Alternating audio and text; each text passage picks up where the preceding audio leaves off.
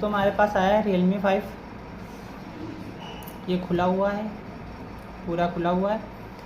ये ऊपर स्टक था तो हमने इसकी थोड़ी हीट मारी तो हीट मेरी जब ज़्यादा होगी तो CPU से फिर बॉल बाहर निकली। तो इसका मतलब मुझे तो इसको रिवॉल्व करना पड़ेगा।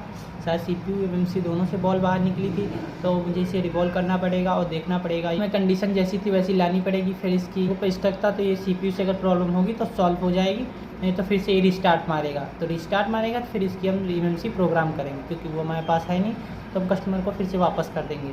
हमारा मेन मोटिव मेरा ये था कि अगर ये CPU से सॉल्व हो रहा है तो मैं इसे कर दूंगा, नहीं तो ये अगर प्रोग्राम करना होगा तो मेरे पास UEFI या EasyTech नहीं है, तो छोड़ देंगे इसे। ठीक है, स्टार्ट करते हैं।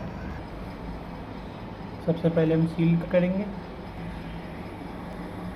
ये CPU MMC दोनों निकाल लिए।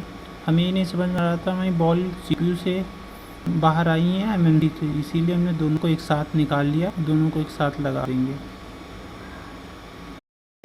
मेरे पास Realme 5i का एक मॉडल आया हुआ था जिसमें जो फर्स्ट लोगों पर स्टक था, तो मैंने उसे कंफर्म करने के लिए उसके CPU और MMC पर हीट मारी। शायद कुछ मॉडल हमारे हीट मारने से ऑन हो जाते हैं, इसीलिए मैं अगर वो हीट मारने से मेरा सही होता, अगर CPU से सही होता तो मैं उसको रिवॉल्व करता, वैसे नहीं छोड़ देता कि हीट मारने से दे, क्योंकि वो 2-3 दिन में वापस आ जाता। इसे कन्फर्म हो जाता कि वो CPU और MMC से ही प्रॉब्लम थी, तो इसीलिए मैंने हीट मारी। और हीट की मेरी टाइमिंग और एयर कंफर्म ना होने के कारण उससे CPU मेमोरी से बॉल बाहर आ गई थी, जिसके लिए उसे मुझे रिवॉल्व करना पड़ा।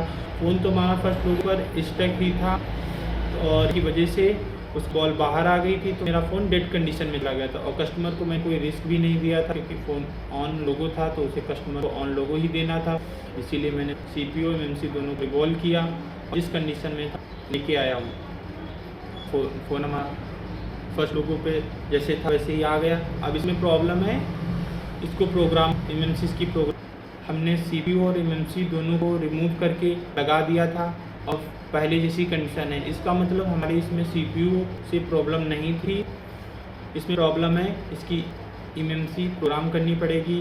MMC प्रोग्राम करने के लिए मेरे पास UEFI और EasyTech आता है, वो हमारे पास नहीं है।